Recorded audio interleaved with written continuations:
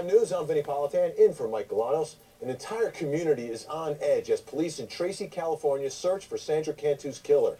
One focus among the 15 search warrants served, a tiny Baptist church just down the street from the 8-year-old's mobile home. Police questioned the pastor for 3 hours. Lane Lawless lives in that same mobile home park. Cops searched his home, took computers, other items, but they have not named any suspects. And the pastor and his wife deny any wrongdoing. Did you have anything to do with Sandra's disappearance or her death? Did I have anything? No, nobody. We've been in the park 13 years. We've known her and her sister Miranda since before they were born, so they're like children to our own children. So if this couple isn't responsible, who is? Joining me to talk about it, former police detective Steve Cardian, criminal profiler Pat Brown, and Dan Kerman from Prime News affiliate KRON. Dan, let me begin with you because I understand the family of Sandra actually spoke today. What did you hear?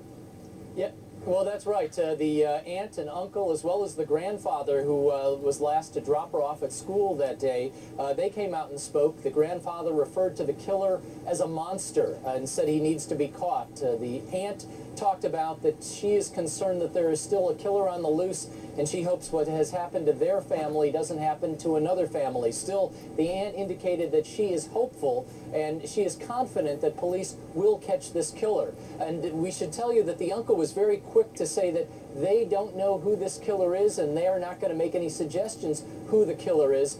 They will only wait until they hear from police that an arrest has been made. Dan, you said some chilling words, a killer on the loose. You're in that community tonight. You've been there. What is the feeling of the people there? Because there's still children living in that community. And neighbors, I mean, are they looking at each other?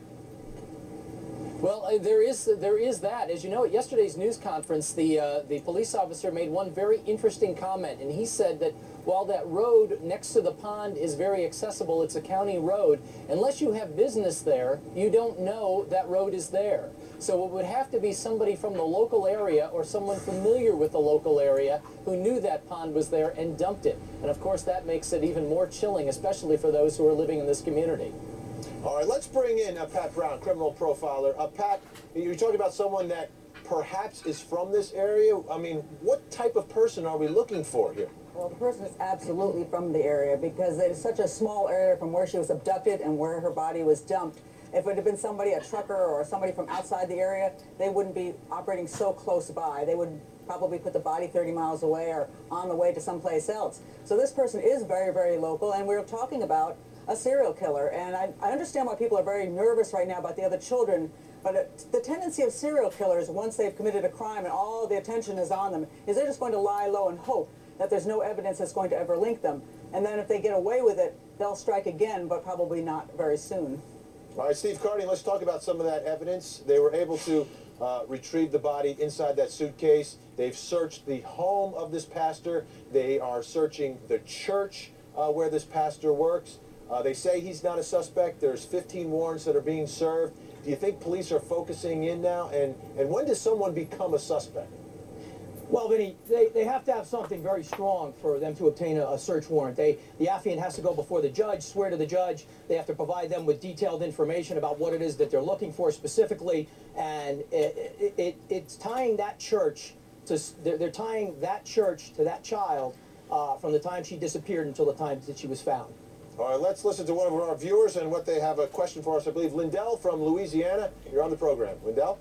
Yes, sir. I was just wondering, does anybody check with anybody in the neighborhood about seeing a suspicious car or anybody? Because it seemed like when she crossed the street, after you look at the video, it seemed like she veers to the right, like something got her attention. And I was just wondering, anybody see any suspicious cars or people, you know? Sure. Let's ask Dan Kerman that. Dan, is there any, have there been any alerts for any particular type of vehicle that police may be searching for, looking for the help of the public?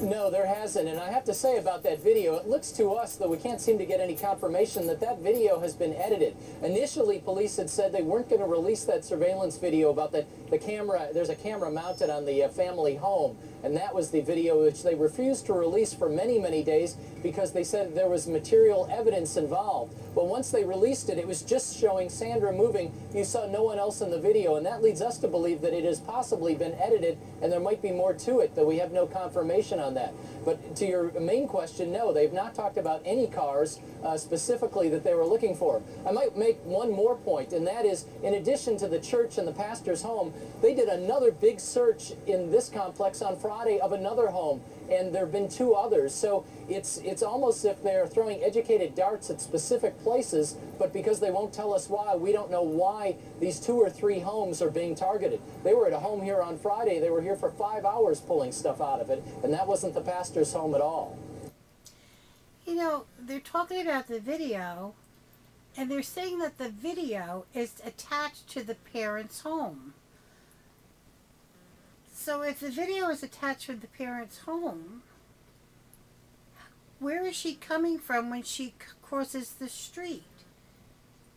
I thought all along she was coming out of her house and crossing the street by skipping and waving her hands and all. But now I'm confused here, because did she come out of somebody else's house and then the video that's on the family's home capture her there?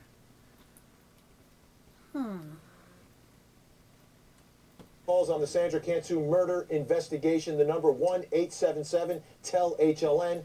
And later on in the show, a clearly troubled mother. She killed her son, then herself at a gun firing range. The horror was actually captured on security cameras. We'll be talking about that and the chilling notes left behind.